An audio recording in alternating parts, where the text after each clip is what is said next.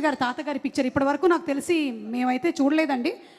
మా అమ్మగారి తండ్రి గారు రాధాకృష్ణ నాయుడు.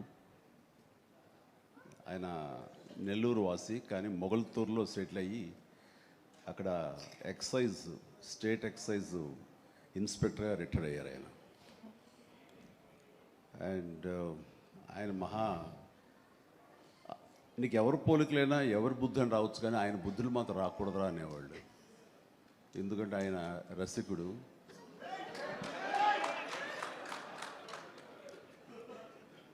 ఇద్దరు ఇంట్లో ఉండేవాళ్ళు, నాకు ఇద్దరు అమ్మమ్మలు.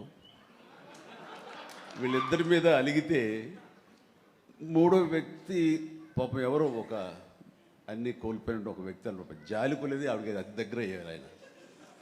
అలా మూడు మనకు తెలిసి 4-5 ఉన్నాయేమో మనకు తెలియదు. అందుకని నువ్వు ఈ ఫిలిం ఇండస్ట్రీకి వెళ్తున్నావు, అవకాశాలు ఎక్కువ ఉంటాయి, జాగ్రత్త. ఆయన మాత్రం ఆదర్శంగా తీసుకోవద్దు అన్నారు.